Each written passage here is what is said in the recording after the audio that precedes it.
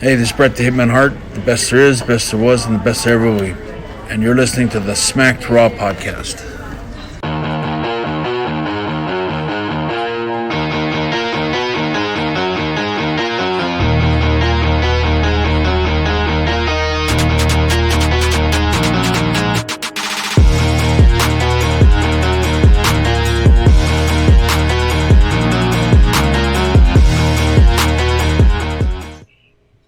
What's going on, everybody? Welcome to the Rewind, back at our home of Sunday night, finally. We're your hosts. My name's Kyle.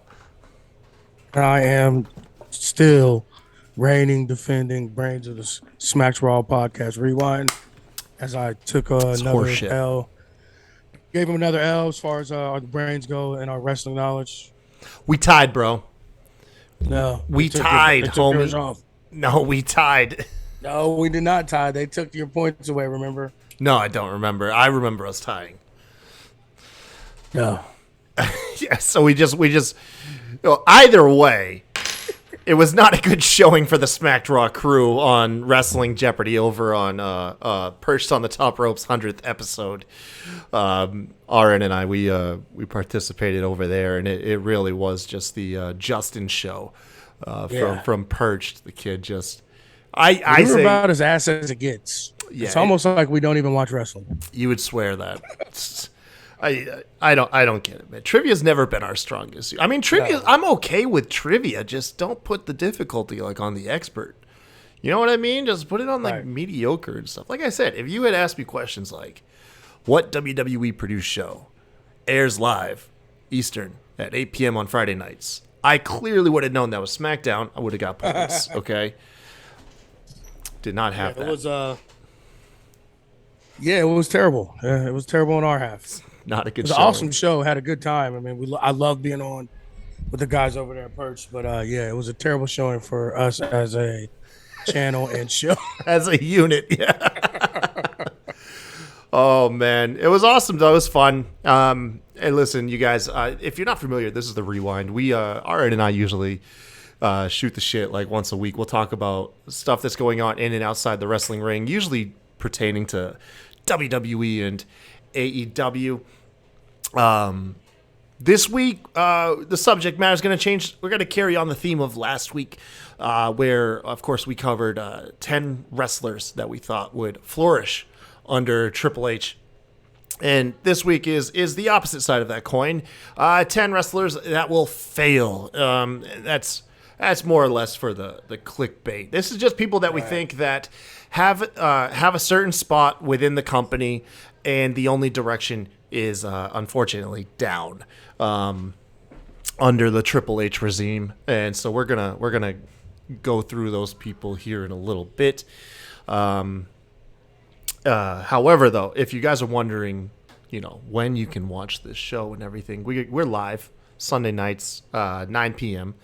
We're a little early tonight because I think tonight is the premiere Game of Thrones, everybody. Yes, and I am ready for that. Is it Game of Thrones, though? Is it really?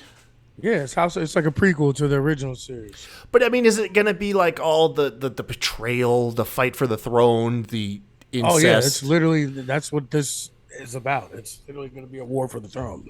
Okay, I haven't paid much attention, but I'm definitely going to tune in. I loved Game of Thrones. I wasn't a fanatic, and I did lose interest during that infamous final season. Yeah, I guess wasn't that good. I went back and watched it a couple times, and it's not as bad as we made it out to at the time, but it was definitely anticlimactic for a show that literally like took over the fucking world. It was definitely a terrible way to end it. Yeah, I got into, like a lot of the shows that I get into, and they were already like 4 seasons in, 5. Mm-hmm. And I spent like probably about 2 or 3 weeks just binging every single day, hour-long episode after hour-long episode. And then, it was a good show, man. If you ever miss our live streams, we do have all of the episodes uploaded on youtube.com/SmackedRawPodcast. Head on over there. Give us a subscribe. We're on the road to, I forget. I think 400 subs? 500? Where are we at, Subway? I haven't checked out our YouTube numbers in a while, RN. I'm not going to lie. We are on the road to, hang on. Don't play that. That's too loud. We're on the road to 400 subs. Yeah, we're on the road to 400 subs. Let's go. Head on over to YouTube, subscribe there. Also, if you haven't, follow us on Twitch, though. We're actually doing pretty good on Twitch now, too. We're getting new followers. The audio version, of course, can be found pretty much everywhere. My favorite audio platform, Spotify. That's where I listen to my stuff on whenever I'm going to listen to podcasts. What about you, RN? What platform do you use? Same. Spotify for everything. Especially, that's where I listen to our show at. Sweet. I just got a bunch of Facebook memories from 3 years ago when I was posting our W's to all the platforms we were being listed on. iHeartRadio, Stitcher, Apple Podcasts. Although apparently I gotta update some information with Apple Podcasts. Apparently we're gonna lose our spot there soon. Yes, I gotta update that stuff. But yeah, man, thank you all for listening and doing what you're doing to support the show. We got a Patreon. If you ever want to support us financially, head on over to patreon.com/SmackDrop You can help support the show where we can get RN a set. You know, we'll put the funds together and we'll build you a set, RN. I still wonder what that thing is behind your head. It's like a decorative iron piece. I don't know. She's got a couple of them up in here. Yeah. It looks like a branding tool. Right. Man. I do my head where it looks like a crown, sort of. It could be any different number of things. Yeah. All right. Are you trying to get your cameo done early? No, I just want to say hi. You just want to say hey to RN? Yeah. Okay, everybody. You know, we're getting to that spot early. We're just going to get it out of the way today. It's my son, DJ. Weekly guest spot. Yep. Every show, he comes in once. Here you go, buddy. Let's put the headphone in. Can you want to put it in? Yeah. All right. Say, hey, Uncle RN. Hey. What's up, buddy? Good. I got a Band-Aid. He's got a Band-Aid. You got a Band-Aid? Oh, man, that sucks. Yeah, I got a bit on it. Is there an actual scar or are you just wearing Band-Aids? There's something there. All right. That's it for DJ this week. Say bye, everyone. Bye. There we go. All right. Get out of here. Jesus Christ. Not even sure. You got out the way early. Oh, he was dancing back behind you for a minute. Oh, I know. Dope. Yeah, I know, man. You know, I can hear him. Just pick the lock and pop in? I don't. It's crazy. I fixed this lock and I still don't use it. I feel bad. I feel bad if I do. And I also get nervous, he'll just start, banging on it, and make it embarrassing. Donkey kicking the door. Yeah, exactly. So, just figure that's the lesser of the two evils. Oh, man. Oh, all right. Okay, we'll do our weekly banter shit, little weekend update here. So, in an effort to continue this trend of better and healthier decisions I'm making, I have taken up judo. Of all things. Yeah, you had mentioned that. Yeah, man. So, this one isn't really a long one. However, I will say this. Within 15 minutes, I blew out my left knee. And then, luckily, though, it's nothing serious. It's more of a muscle strain and not a tendon or anything. I strained the muscle in my left knee. What they were doing was the warm-ups. That's what did me in, was just the warm-ups. I didn't even get out of the warm-ups before your boy was injured. So they were doing one of the cardio warm-ups was you had to do a forward roll continuously across the mat. Essentially, my ass was doing somersaults. Right. And once you get to the end, you turn and you sprint back across the mat, And I had been intentionally taking it slow because I've been on the couch now for 15 years. And I'm like, look, I'm not out to impress nobody. I'm about right now as flexible as a fucking 2x4 in a tornado. All right. Right. Well, dude, I did those somersaults and my heart rate got up and I was actually feeling pretty good. That was the first fluid thing I was able to do. I was like, oh yeah, I remember doing these when I was younger. And so when I got to the end and I went to sprint, I literally got 3/4 the back of the way across, and my leg just gave out. Just full momentum, full on sprint, full momentum. Hey, like a goddamn ninja, I actually threw myself into that role and recovered. But the rest of the class, I'm sitting there like just grabbing my left knee, and I'm like, this don't feel right. Like this, like I was like, I'm sore, but there's something extra going on over here. Right. And yeah, it looks like I probably strained my muscle. I also had to do like a back bump. Well, hold on. I was supposed to do a break fall, and I kind of just did like a wrestler's back bump, and I cracked like every vertebrae in my back on that first one. I did 5 of them and called it. I was like, look, we're just baby steps today, folks. But yeah. So I went into judo class, and I got fucked up, but it wasn't from like sparring, wrestling. No, it was the warm-up. Just the warm-up fucked me up, man. It happens, man. We're getting old, man. That's what happened. Dude, when it came time to grapple, I was like, boss, you're going to have to let me get like 4 or 5 of these classes down to where like I don't feel like I hurt myself just doing the cardio bit before I like start trying to like grapple with full-grown men. I was like, no, thank you, sir. Yeah. What about you, man? What you got going on? Nothing much. I announced my first games this weekend. Our announcer had to back out for some reason, like right before the damn season starts. So I announced 2 or 3 games this weekend.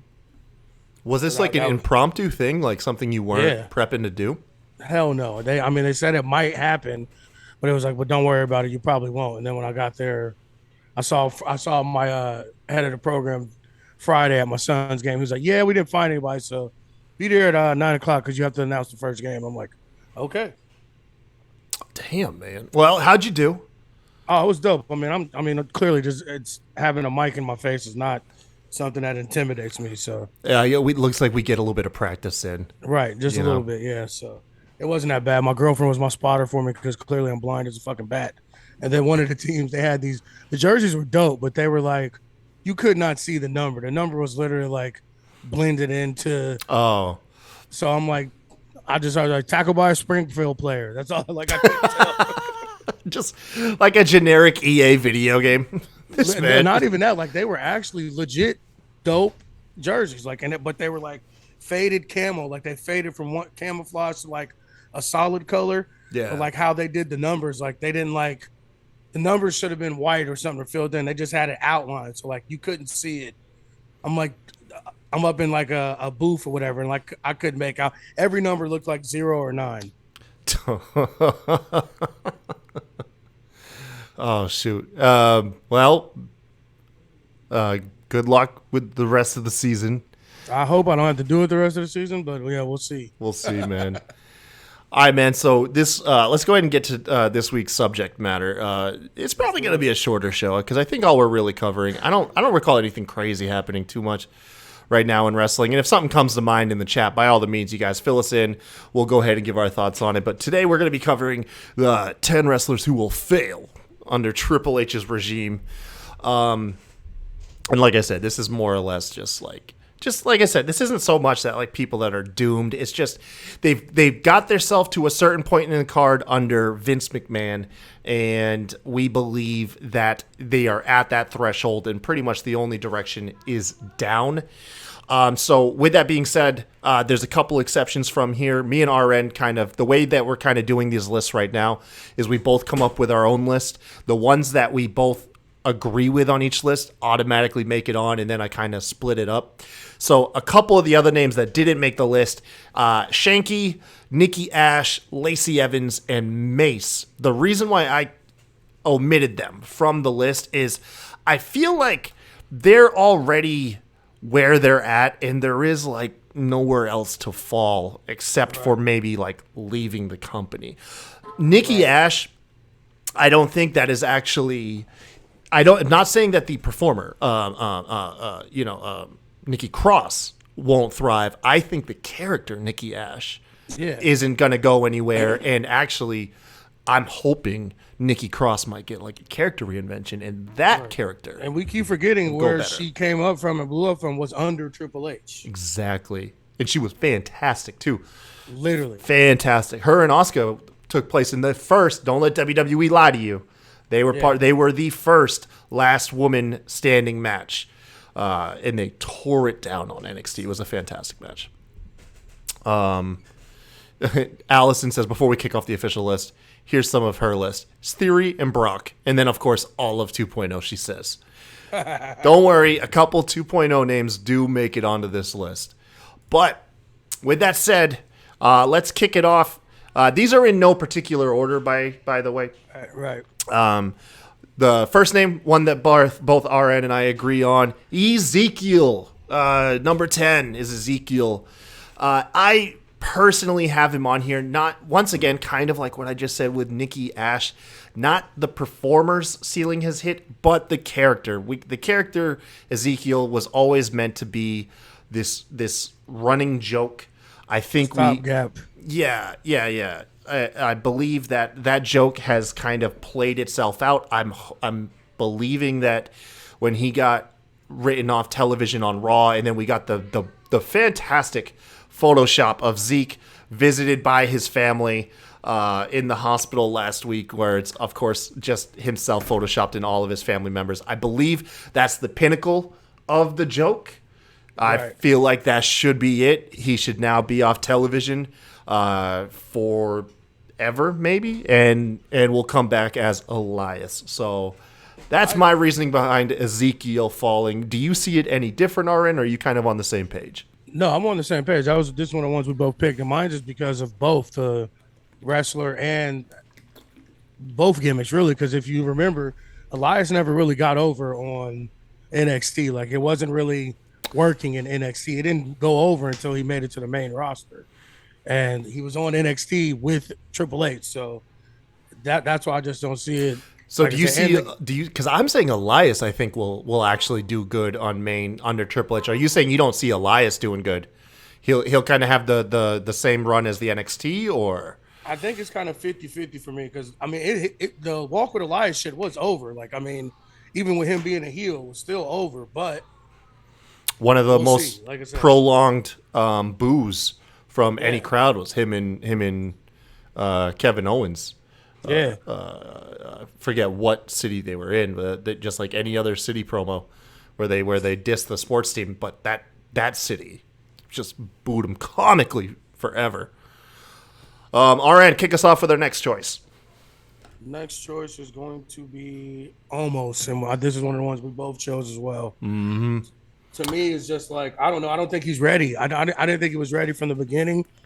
I didn't think they should have. I don't think they ever should have took him away from AJ Styles. I thought that was when he was at his best. He was protected. He got to just come in, do a move or two, and then get the hell out of there. And like I said, he was under a veteran to show him the ropes and stuff. So, like, he clearly needs to be in NXT. Like, that's where he belongs. I think that's where he flourished, and I think that's where he get better. Like, at no point did I ever think he was ready for the main roster, and I still don't. So that's why I don't know. I don't see it. I don't see it working out for him either way. Yeah, Almost was. He peaked in his feud with AJ Styles. He was getting some offense there. I don't think he will be wrestling that caliber of a performer again on main roster. I think that's why he makes this list, is just because all of his feuds at this point are going to be of lower caliber. I don't see the man getting a good push. Like you said, he's kind of like the old Vince mold with those really big giants. Mm-hmm. They're hoping that the attraction of the big man will outweigh all the other skills, the in-ring performing, the mic work. And unfortunately, kind of like what we discussed in the past, is like, it's okay to have like one hole in your game, but Almost, I believe, has too many holes, and that's why the man has no direction to go but down for any of the foreseeable future. And it's not his fault. Like, we're not trying to blame him as a performer. Vince and them just got excited because he was a giant and threw him on TV, and he was nowhere near ready. Like, and that's not his fault. Yeah, man. No, absolutely. Sorry, Jess has just messaged me saying get in here and watch House of Dragons. I'm telling her to record it. I thought that junk was on at 10, you said. I thought it was on at 10 too. Oh, well, I got DVR for a reason. Yeah, so that's That's almost, I think that's kind of like whenever we created this list or the idea of this list, I feel like that was the one name that universally I think came across like most people's mind was just almost just seems like the prototypical Vince push before they're ready. Of course, almost he's in good company. I mean, over AEW, they got like the same thing going on with Statman Singh. You know, where they're just pushing this guy because of the attraction, and it's just too many holes, too many holes in the game that need to be filled before he can stand on his own 2 feet. The chat's updating us like, no, it's on now.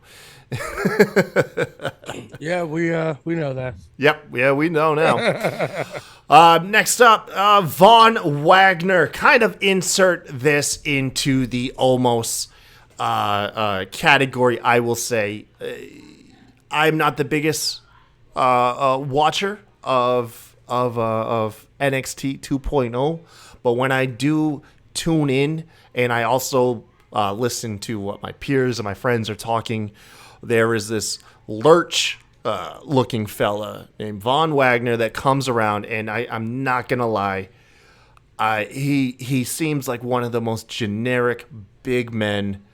There's listen, I hate to be mean. If anybody knows this, I hate to be too cruel, but to be perfectly honest, almost nothing about this man is ever memorable to me. Like, I cannot, like he is just like, if you took a creator wrestler on 2K, just up the size and never adjusted anything else, you get kind of Von Wagner. And it's I don't know, man. I don't know. Nothing's there for me. RN, do you watch NXT a little bit more than I do? Is there any hope for Vaughn here? Because he's my pick. He wasn't one of yours. He kind of is. Like, don't get me wrong. I feel the same way. I mean, I call him White Khali.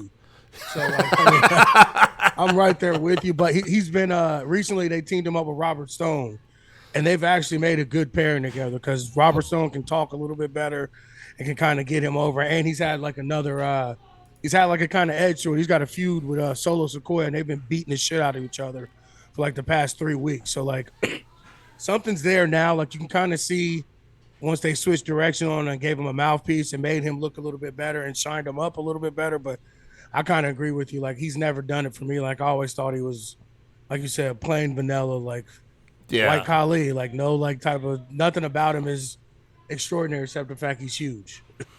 Yeah, that's kind of the impression I got. Here in the live chat, a name popped up that I'm glad it did because I intentionally left this name off the list, and I'm glad we get a chance to talk about it. And that is Veer.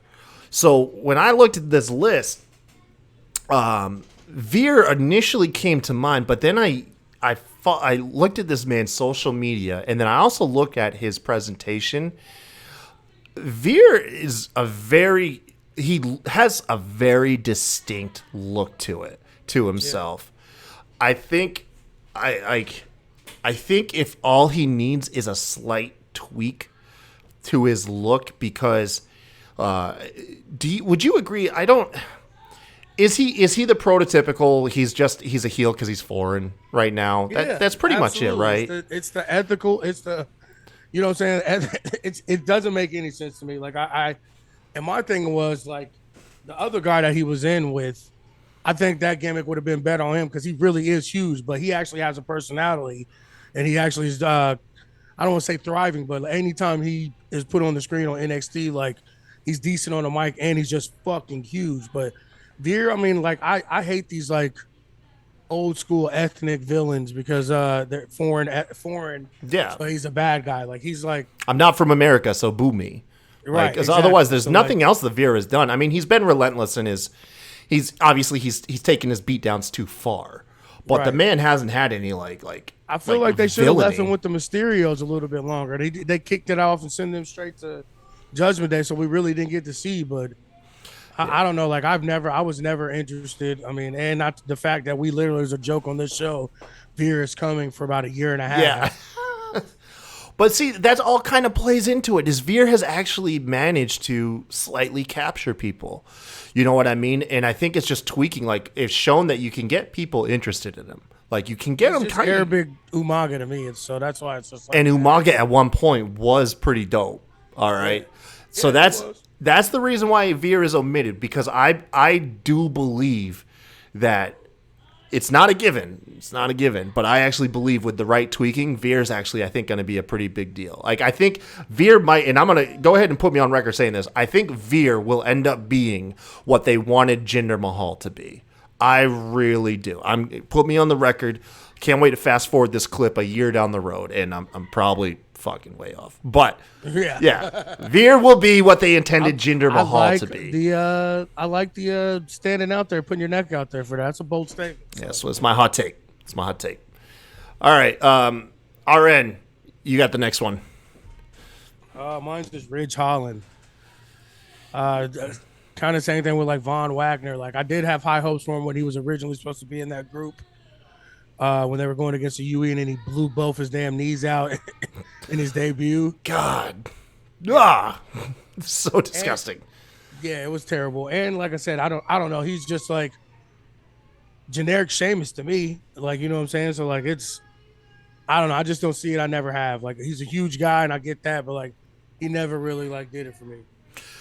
Yeah, I mean, so I think we're seeing so far this is like a reoccurring theme, although I will say this is the last of the big men.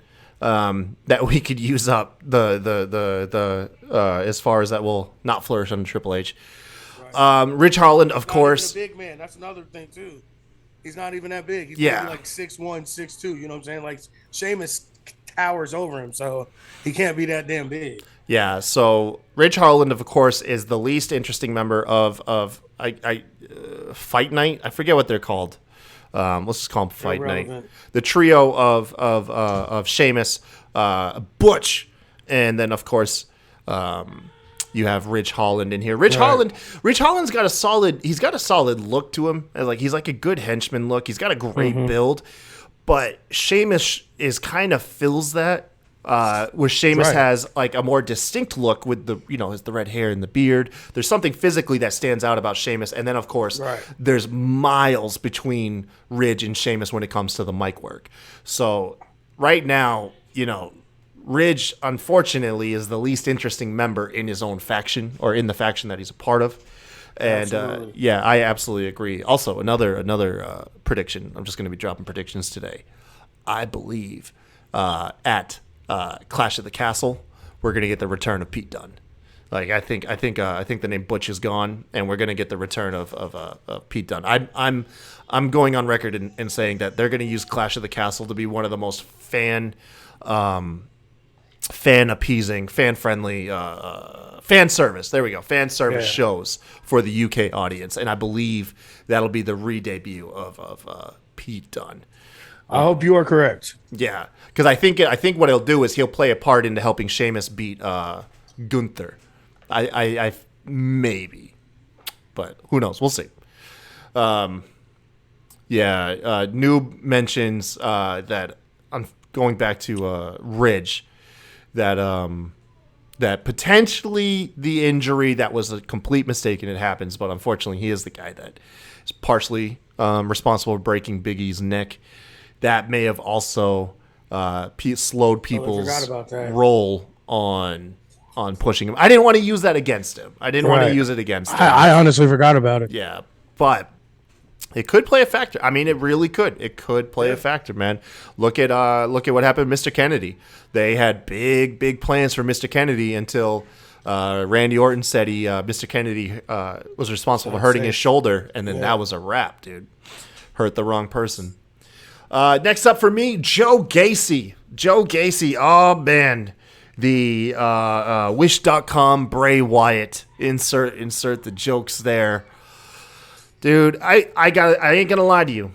I think, like a lot of people, I was really captivated by Gacy at first. He had this Nirvana-esque entrance. He did have kind of a slight sinister edge to him.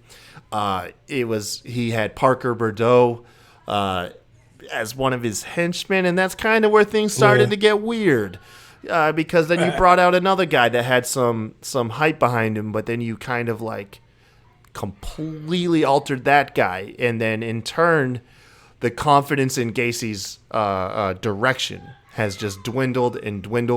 Isn't it now he has like the grizzled young vets as like his druids?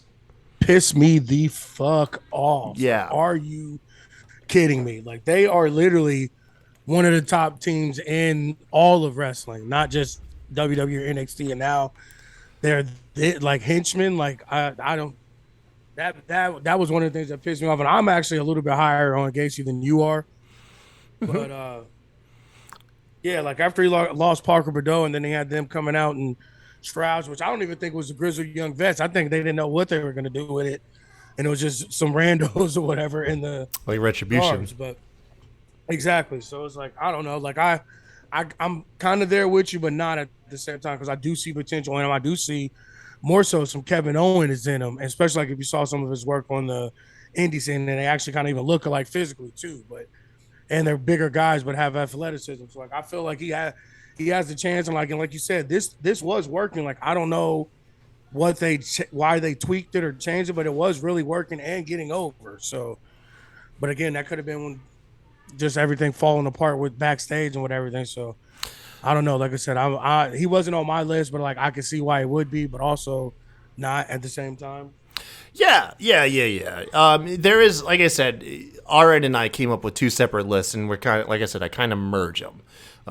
So where RN is a little bit higher, because there's definitely a couple RN picks coming up that I don't agree with, but I'm excited to hear your take. But with Gacy, I will say this. I will say if anything's going to save him, it's going to be a character overhaul.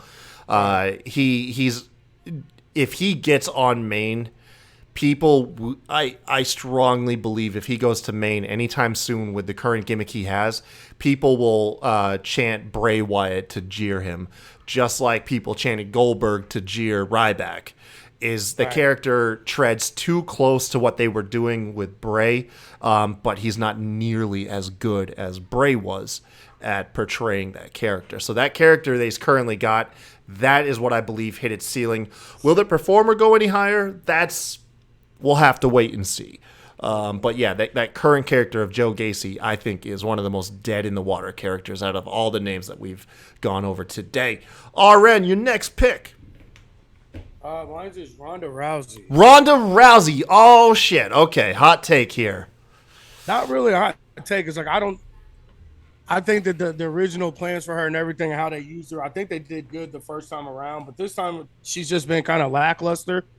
And to me, she doesn't really need a pusher to be pushed to the title. Like, let her be an attraction. Let her help get some younger or other women over. Put her with Shayna to help get Shayna over. Somebody that you know that Triple H is going to have invested and put long-term in, because we know we don't know how long she's going to be here. We never know how long it's going to be. Mm-hmm. So why would not? I don't understand like them always propping her up. And like I said, I'm not as down on her as everybody else was.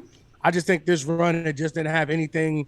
It didn't have any push or any. It didn't have any substance to it, and I think she felt that, and you could tell in her demeanor and in her ring work. Like it just didn't seem like she was all the way in like she was her first run. So that's what I'm saying. Take her off a little bit, let her kind of come back, recharge, maybe switch her to Raw. But yeah, like I just don't think I think Ronda's push should be done for by now. So this is kind of where I like just outright disagree with you, because I think they have settled Ronda where they want her, and that is in big feuds that may or may not involve the title. As like what they have right now going with her is she did just lose to Liv, but she's still a prominent feature on television with this whole defiant attitude. I'm suspended. I'm not suspended. And then not to mention what I actually kind of believe they're going to do is like what you suggested the other week is I think they're either going to do like revive that women's tag team and hook her up with Shayna, or we'll get a really big feud between her and Shayna. But I feel like something might be in the works between those two, and they will be a huge attraction. So, we don't have to agree on all of these picks, but I could see it. My pick, kind of a safer one, and kind of a cheating one. It's the 24/7 division. All right, it's the 24/7 title. This is kind of cheating because like you might have some of the people like Tozawa, Dana, Brooke, and Tamina. They might go on to do bigger things, but that division, I feel like we've seen the last of it. I feel like Dana parades that belt around right now. Nobody's interested in it. She literally gets involved in backstage segments, and they all start the same way. It was like, look, we're not here for that toy belt that you have. I feel like that belt is going to retire to R-Truth, is what I'm hoping. That's the only person that can really kill it, is just R-Truth wins it, and then he accidentally loses it in his luggage or something, and that's the payoff of the joke. Is the 24/7 title is retired because R-Truth literally just lost track of what he did with the belt. But as far as the comical people doing like Wish.com parkour, ducking and dodging, the god awful roll-ups, yes, all the roll-ups, the cross love angles with Tozawa and Tamina and Dana and who's the sommelier? Reggie. Yeah, man. That division's gone. I feel like that's kind of like the safe bet, and I cheated a little bit choosing a division, but yeah. No, I mean, since Triple H took it over, I don't think we've really seen much. And Triple H can do comedy, so that's this comedy probably just ain't interested in him. Like he's just not interested in it. Right. Yeah. Yeah, I'm not. I agree with you. I mean, there's nothing. I don't really have anything to add. I kind of agree with everything you said. Just give it to R-Truth, man. He deserves it. Right. He did the best work out of anybody with that belt. Let him get his baby back. He made a believer out of me too. Like you guys know, I hated R-Truth, but this run, the original run with the 24/7 title, and then the stuff with Carmella and shit and everything too. Like he definitely made me turn the corner. Him and Carmella were like fantastic together. Money, they were literally money. Yeah, dude, they were really good. By the way, I arguably the most interesting Carmella's ever been outside of being Miss Money in the Bank. Right. Like that was like by far her best babyface run. Oh, no doubt about it. That was definitely her best babyface run. It made her seem relevant, which is crazy because it was with R-Truth. Yeah.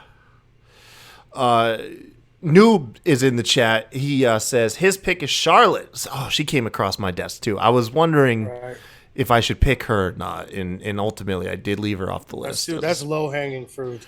Well, I don't know, man, because Charlotte, there's an argument to be made that they might see a lot of stock in her as her name, so she might still have a safe spot. But he goes on to say, no, that's what I'm saying. No, I agree with that. That's what you're saying, because we already know that she's gonna get a push. So it's like, yeah, it's like someone. You know what I'm saying? Like, that one's like almost like wishful thinking. Like, right? Yeah, that's what I meant to say. Yeah, like stop it. If she's healthy, she's getting a push. It doesn't matter. He says, my pick is Charlotte. She doesn't need a title push. She done all she could to let other women featured in a top position. Like, for example, Asuka. It may be risky, but I think Triple H needs some of his girls from NXT, needs some serious rebuilding like Asuka, Rhea, and Sasha. So, yeah, Noob's just in here saying, like, Charlotte's time has passed. I agree with you, Noob. I don't know what else she has to accomplish in WWE. I really don't. It's not up to me to tell somebody to retire because they're creatively, maybe like drying up the well. Right. But yeah, right there with you. But me and RN, like I said, it's not so much that we think that we think that she should start sliding down the card. Not that necessarily she will. And like I said, I'm not saying that because like I dislike her or anything like that. Like, to me, she's probably the greatest woman wrestler of all time. But it's like, how much can she do, and how much more can you give her to us? You know what I'm saying? Like, right. Unless you're gonna do some shit like with Roman where they unify the titles and she just goes on like a monster run. You know what I'm saying? Like, I could kind of get down with that to an extent, but like for the most part, like, how many, like, it's just the same shit over and over again. Exactly. No, and that's it, man. Yeah. So there we go. Oh my! I'm sorry. I was just trying this new feature out, RN, on here for Noob because he highlighted his thing. And so I'm just giving him a little special spot on the screen now for a little bit. There we go with that message. Thank you, Noob. I have no idea how if that's gonna keep working or not, but we'll leave it there. Anyways, RN, your next pick. Mine's just Rey Mysterio. What's going on with Rey, dude? This is a pretty hot take here. I'm just sick of him. I mean, I feel like he's holding Dominic back. I feel like he's taking a place on the card that you could use for another mid-carder. You know what I'm saying? I think he should be used as an attraction. He shouldn't be every day, every week. I'm sick of the La Familia shit and all that, bro. It's just it's old and played out to me. And like I said, I feel like it's holding up Dominic's development as a wrestler because he's always overshadowed by Rey, and he's always going to be mixed up with something because of Rey. So it's just to me, I've been over him even before the shit with Dominic, but yeah, it's not for me. Yeah, I mean, so the only reason I disagree with you is because we have Rey's retirement angle to look forward to at some point, and we know that's not gonna be though a C story. That is going to be a B to A story. I hate to throw shade because it still stings, but it's not gonna be like the Kurt Angle retirement, where they just paired him up with Baron Corbin. I believe they got Rey's retirement in their back pocket. They'll make it a big angle. It'll be somebody like Dominic, who's a lot of the big popular vote. Dominic that might do it. Could potentially be Edge or somebody.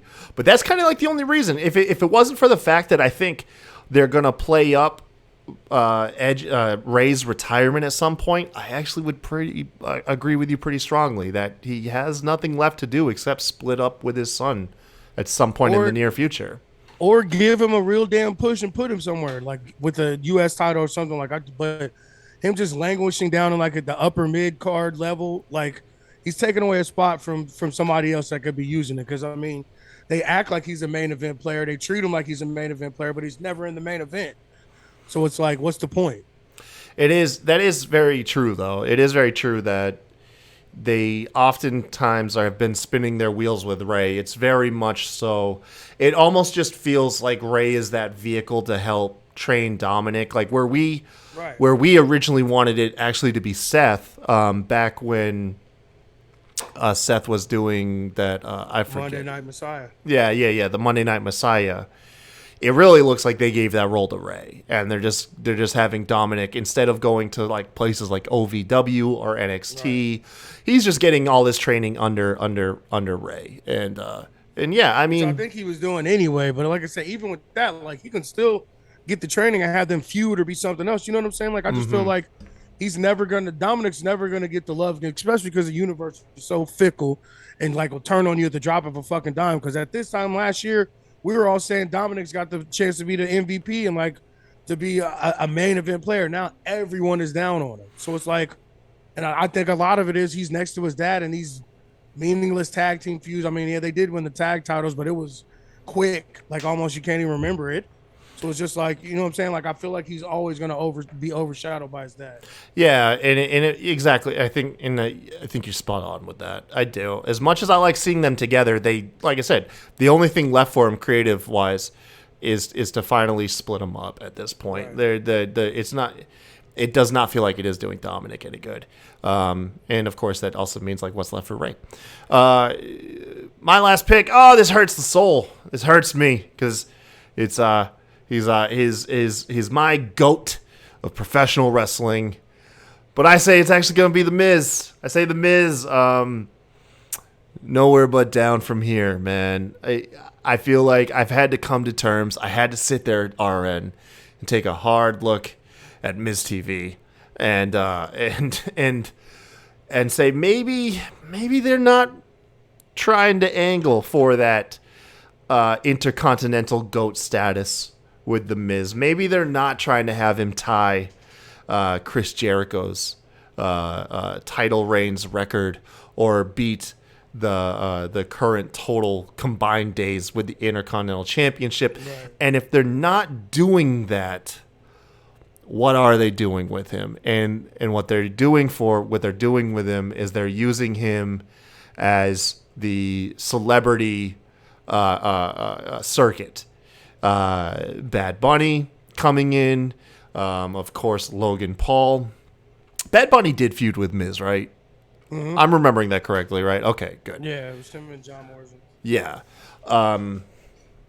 Yeah, and so that means that unless there's a celebrity that you're trying to put in a safe match to make them look good, all the Miz really has is kind of just like exposition for some heel work via Miz TV and any meaningful feuds and stuff like that.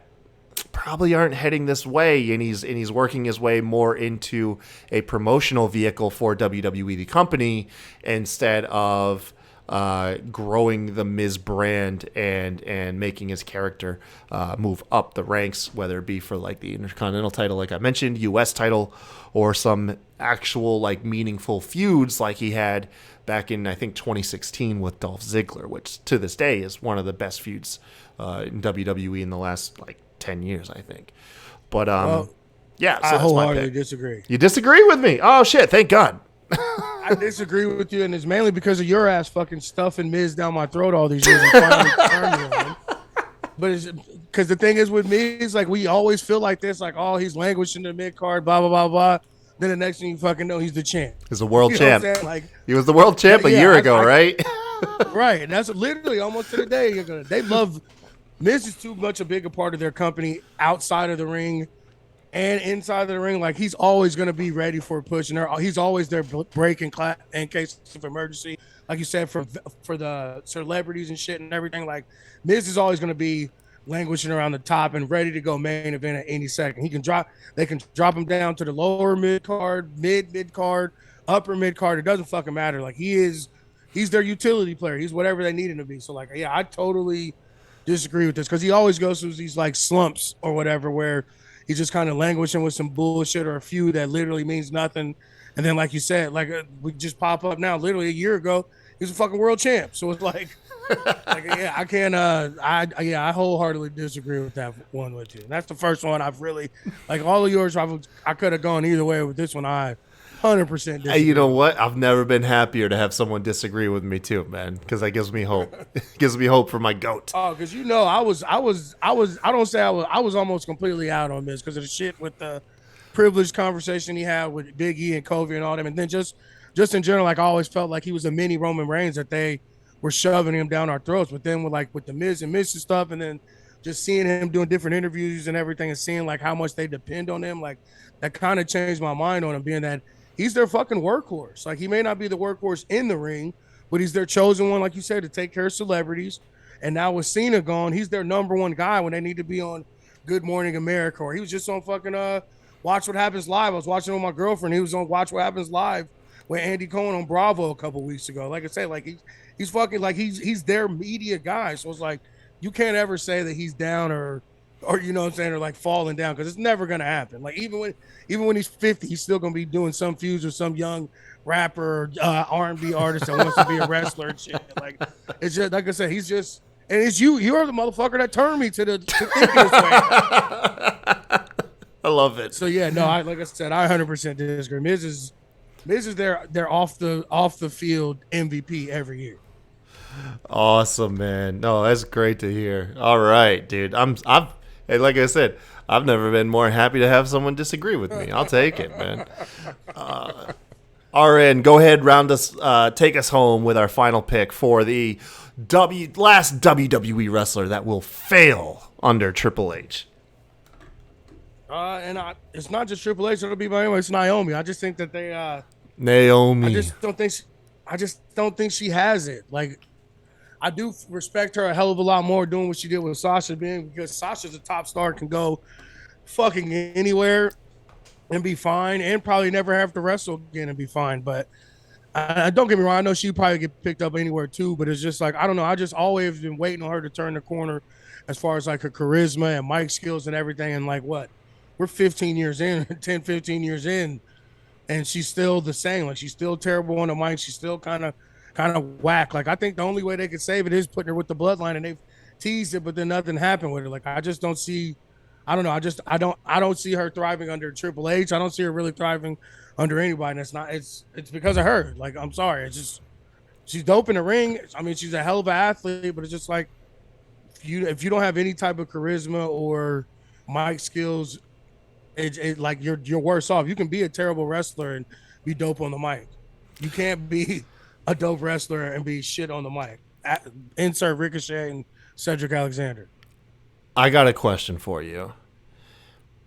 Do you think the outcry for support that she's received when her and Sasha Banks walked out, do you think that's based off of how much the fans love Naomi? Or do you think that's potentially a proxy to she was Sasha Banks' tag team partner? I think it's a little bit of both. Like, cause she does have a fan base. Like, she does that. You know what I'm saying? Like, I'm not saying that no one likes her or anything like that. I'm just saying for me, but like she does have a built-in fan base. And like I said, she's had to been with the company over a decade. Like, so like say they didn't walk out as a unit. Sasha Banks walks out, right? Naomi keeps wrestling. Probably safe to say a lot of people going to support Sasha. Maybe some people drag Naomi for not being loyal, whatever. Do you think, flip it, Sasha stays in and Naomi walks out due to creative frustration? Do you think got nearly the outcry? Because I don't. I don't think. No, I think. No, because I think a lot of the support is bleeding over from people just supporting Sasha. Yeah, no, like I said, it's definitely a little bit of both. And like she's not high enough on the card and wasn't propped up enough for anybody to really give a shit if she walked out. Like, don't get me wrong, I know some people would cheer and applaud her, and I would too, because she has been kind of foiling and shit, like, and not really been in any meaningful feuds and just kind of randomly throwing in matches and shit. So like I would applaud her for it too, but the support is definitely has to do with Sasha. But like I said, she has a huge fan base as well. Like she's been with them, like it has to have been like 15 years by now. It feels like it, doesn't it? Yeah. Yeah. She debuted as one half of the Funkadactyls. Right. Yeah, and that was during my dark period. I wasn't even watching wrestling back then. Yeah, that was like when I didn't have cable and I just wasn't interested. I think I was just like watching UFC. Yeah.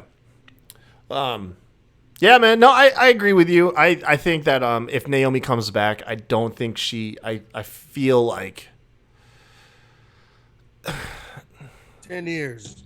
10 years this year. She debuted in January 2012. Because, like, what really would be the ceiling, right? It would be those tag titles.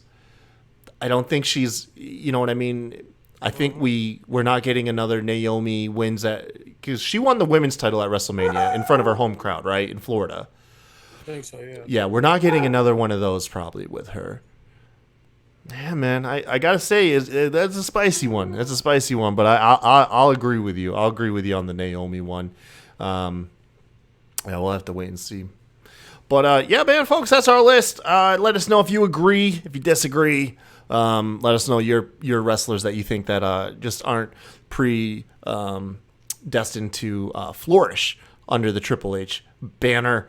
Of course, like we mentioned in the beginning of the show, thank you for watching us live on twitch.tv/SmackDraw. And then, of course, over on youtube.com/SmackDraw Podcast. Follow us on Twitter at SmackDrawPod, myself at The Kai Tai Show. Where are you at, RN?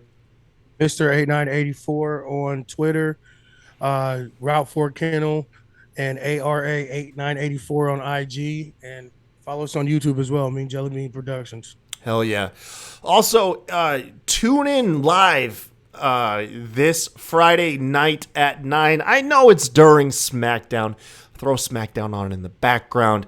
Give us a watch. I am bringing back 20-second challenge. I'm going to convince a bunch of friends of the shows to crack open some drinks, play this game that was made popular during the COVID era. It's a lot of improv and quick thinking. It's a ton of fun, man. Last time we did it was a blast. It was I'll leave a link in the description if you want to check out the highlight video. We call it Count Out over here. from the last time that we did it and just had a blast. So tune in. That should be live at 9 p.m. is currently the agreed upon time on Friday night Eastern. If it changes, I'll make sure to update it on Twitter, on my personal Twitter, and of course the show's Twitter as well. Till then, I think we got a beat this week, Aaron. I think we got one from Justin. Justin's dropping some new beats. Which one we want to do? He's got one that's got here. I'm going to leave it up to you.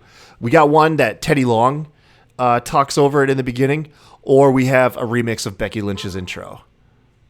Oh, let's hear that Becky Lynch one. Let's do that Becky Lynch one? Yeah. All right, man. We're going to do that. All right, folks. Until next time, y'all have a good one. See y'all next week. It's Brett the Hitman Hart, the best there is, best there was.